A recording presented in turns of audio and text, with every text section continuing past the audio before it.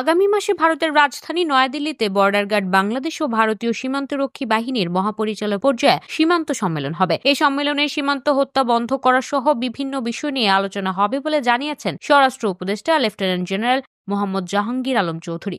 তিনি বলেছেন, এবারের সম্মেলনে বাংলাদেশের কথার টোন আলাদা হবে। সম্মেলন সামনে রেখে বুধবার সচিবালয়ে প্রস্তুতিমূলক আন্তঃমন্ত্রণালয় সভা হয়। এই সভা শেষে সংবাদ ব্রিফিংয়ে এসব কথা বলেন স্বরাষ্ট্র উপদেষ্টা। 17 থেকে 20 ফেব্রুয়ারি নয়াদিল্লিতে 55তম বিজেপি বিএসএফ মহাপরিচালক পর্যায়ে সীমান্ত সম্মেলন অনুষ্ঠিত হবে। সংবাদ ব্রিফিংয়ে এই সম্মেলনের মূল আলোচ্য বিষয়গুলো সাংবাদিকদের কাছে তুলে ধরেন জাহাঙ্গীর আলম চৌধুরী। স্বরাষ্ট্র উপদেষ্টা বলেন, ভারতীয় নাগরিক, বিএসএফ ও অন্য যারা সীমান্তে হত্যা করেছে, এটি যেভাবে হোক তাদের বন্ধ করতে হবে। এটা কোনোভাবেই গ্রহণযোগ্য নয়। অনেক সময় দেখা গেছে বিএসএফ কর্তৃক এবং তাদের দুষ্কৃতিকারী সীমান্ত থেকে কৃষি কাজ করার সময় বাংলাদেশের নাগরিক ধরে নিয়ে যায়।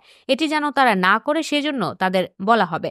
অনেক সময় সীমান্ত লঙ্ঘন করে অবৈধভাবে পারাপারের চেষ্টা করা হয় বলে উল্লেখ করেন জাহাঙ্গীর আলম চৌধুরী। তিনি বলেন, এই বিষয়গুলো যেন না হয় সে বিষয়ে আলোচনা হবে। ভারতীয়রা অনেক সময় সীমান্ত এলাকায় ফেন্সিডিল সহ মাদকের কারখানা তৈরি করে। যদিও বলে ফেন্সিডিল ওষুধ হিসেবে বানায়, কিন্তু বানায় মাদকের জন্য। এটি বাংলাদেশের ভেতর দিয়ে যায়। এই বিষয়গুলো নিয়ে আলোচনা হবে।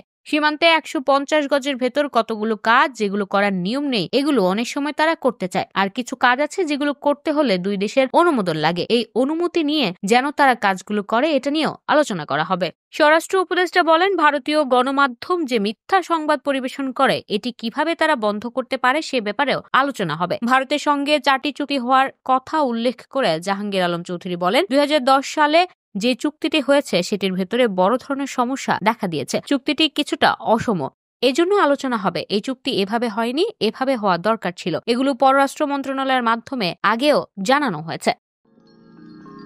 You are watching Raj TV, জাগরণে Bangladesh. Please subscribe our channel.